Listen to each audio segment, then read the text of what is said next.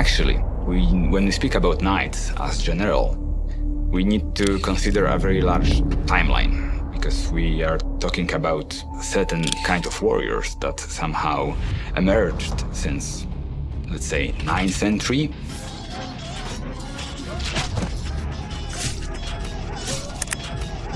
The term Viking really only applies to the very first settlers who were in that initial exploratory, raiding phase, which maybe in Shetland perhaps only lasted as much as a generation.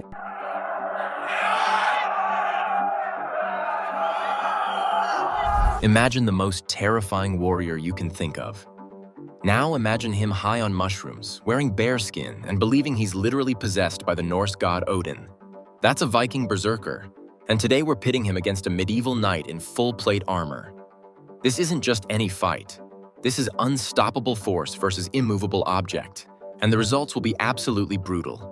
One of these warriors is walking away, and the other is getting carried away in pieces. Let's find out which is which. Welcome back to another legendary warrior showdown. Before we dive into this bloodbath, hit that subscribe button because we're about to analyze one of the most savage matchups in military history. In the steel corner, the medieval knight.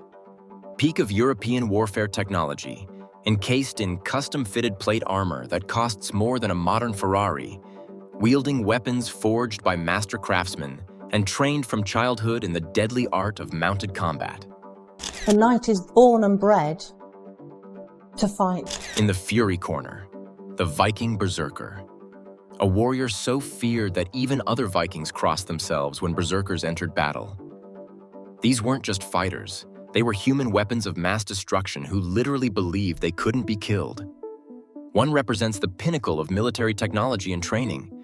The other represents pure, unfiltered warrior rage. Let's see which philosophy of war comes out on top. Let's start with the tools of death.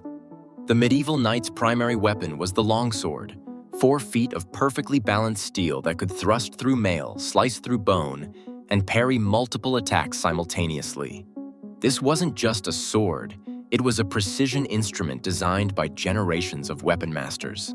But the knight's real advantage was versatility. He carried a war hammer for crushing armor, a rondel dagger for finishing moves, and sometimes a poleaxe that could punch through the thickest steel. Every weapon was perfectly weighted and designed to work with his armor. Armor evolved to protect people. It's just like growing a carapace over yourself, and it's made by another craftsman to fit you. It's tailor-made. It has to function. It has to be also strong enough to stop penetration of sharp and pointed weapons. The Viking Berserker's weapon choice reveals everything about his fighting philosophy.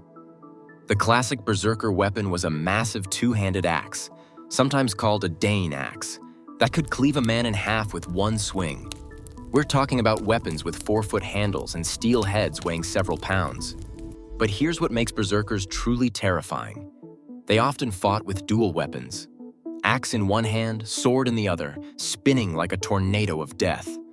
Some Berserkers even fought with just a shield and a seax knife, getting so close they could smell their enemy's fear. The psychological factor can't be ignored. Knights used weapons that required skill and precision. Berserkers used weapons designed for maximum carnage and intimidation. When a Berserker charged screaming with a giant axe, enemies often broke and ran before the fight even started. In terms of raw, destructive power, the Berserker takes this round.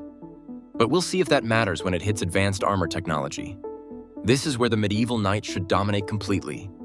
We're talking about full plate harness, custom-fitted steel armor that covered every inch of the body. This wasn't just protection. It was a walking fortress that took master armorers years to create. Knight armor was so advanced that arrows bounced off, sword cuts couldn't penetrate, and even warhammers struggled to find weak points. The helmet alone was a masterpiece of engineering, providing complete head protection while maintaining vision and breathing. The total weight was around 60 pounds, but it was distributed so perfectly that knights could run, climb, and even do somersaults in full armor. This is military technology at its absolute peak.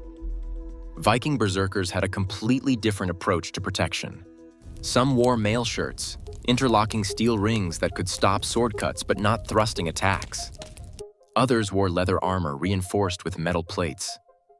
But here's the terrifying part. Many berserkers fought nearly naked. They wore bearskins or wolf pelts, believing that animal spirits would protect them. They thought their rage made them invulnerable to weapons. From a purely practical standpoint, the knight's armor advantage is overwhelming. Berserker weapons could damage plate armor, but probably couldn't penetrate it quickly enough to matter. But there's a psychological element here that's crucial. Berserkers believed they were protected by the gods. That kind of absolute confidence can make warriors do impossible things. Still, physics beats psychology. The knight wins this round decisively. Medieval knight training was incredibly sophisticated. Starting at age 7 as a page, learning basic weapons and horsemanship. At 14, becoming a squire and training with real knights. Finally, earning knighthood through proven combat ability. Knights learned swordsmanship, mounted combat, tactical thinking, and most importantly, how to fight in formation with other knights. Their fighting style was disciplined, technical, and devastatingly effective. Every move was practiced thousands of times until it became instinct. Viking Berserker training was completely different. These weren't professional soldiers. They were spiritual warriors. Berserkers underwent shamanic rituals, consumed psychoactive substances, and practiced entering trance-like battle states. The word berserk literally means bear shirt in Old Norse. These warriors believed they could channel the spirits of bears, wolves, or boars. In battle, they entered altered states of consciousness that made them ignore pain, fear, and even mortal wounds. But here's what's crucial. Berserkers were also skilled fighters underneath the rage. They had to survive Viking raids, ship battles, and duels to earn their reputation. The Berserker fury was enhanced by years of combat experience. The fighting styles couldn't be more different. Knights fought with controlled aggression, using technique and armor advantages. Berserkers fought with uncontrolled fury, using speed and intimidation. This round is actually close. Knight training was more systematic, but Berserker conditioning was more psychologically devastating. This might be the most important factor in the entire fight. Medieval knights were trained warriors, but they were also human beings who valued their lives. They fought for honor, land, and feudal obligations, but they weren't seeking death. Berserkers were different. They literally wanted to die in battle. Norse mythology taught that warriors who died fighting would feast with the gods in Valhalla. Death in combat wasn't failure, it was the ultimate success. The psychological impact of facing a berserker can't be overstated.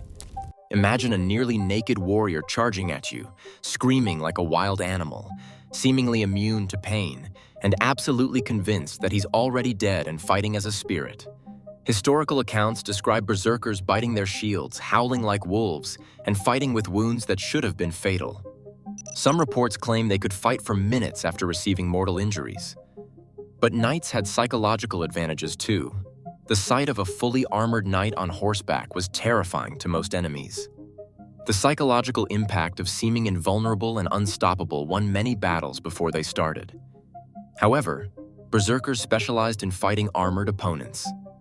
Vikings regularly raided European kingdoms and fought knights, so the sight of plate armor wouldn't be as intimidating to a berserker as it would be to other enemies. The question becomes, does the berserker's battle fury overcome the knight's technological advantages? Let's imagine how this fight actually plays out. The knight would try to maintain distance initially, using his longsword's reach to probe for openings while staying behind his armor's protection. His strategy would be methodical: wear down the berserker while staying safe. The berserker would immediately close distance, trying to get inside the sword's reach where his axes could find gaps in the armor. He'd be screaming, spinning, and attacking from multiple angles simultaneously. The crucial moment comes when the berserker gets close. His axe could potentially damage the knight's armor, especially at joints like elbows and knees. If he can land a solid hit on the helmet, even plate armor might not prevent a concussion. But the knight's armor gives him time to work. Even if the berserker lands hits, they might not penetrate immediately. The knight could use his superior technique to control distance and land precise strikes. The berserker's advantage is that he doesn't feel pain or fear. He could fight with injuries that would stop a normal warrior. But the knight's advantage is that his armor makes it extremely difficult for the berserker to land fatal strikes quickly. This is one of the closest calls we've ever made, but after analyzing every factor, the winner is the medieval knight, but barely. Here's the deciding factor. Plate armor is simply too advanced for Viking-era weapons to overcome quickly. The berserker's axes could eventually find gaps and cause damage, but not fast enough to prevent the knight from landing his own killing strikes. The knight's longsword could find gaps in the berserker's minimal armor much more easily than the berserker's weapons could penetrate plate steel. The knight's superior reach, protection, and technical training give him just enough edge to outlast the berserker's fury. But this could easily go the other way. If the berserker gets lucky early and lands a perfect strike to the helmet or finds a gap in the armor, his follow-up attacks would be overwhelming. The knight wins maybe 6 times out of 10, but when the berserker wins, he wins spectacularly. That was brutal, even by our standards. What do you think? Could berserker rage overcome medieval technology? Or does steel always beat spirit? Let me know in the comments, and make sure to subscribe if you want more of these legendary warrior matchups. Next week, we're doing something even more controversial. Navy SEAL versus ancient Spartan. Modern warfare versus ancient discipline. And the results will shock you. Hit that notification bell and let me know what other warrior battles you want to see. Until next time, stay epic and extraordinary.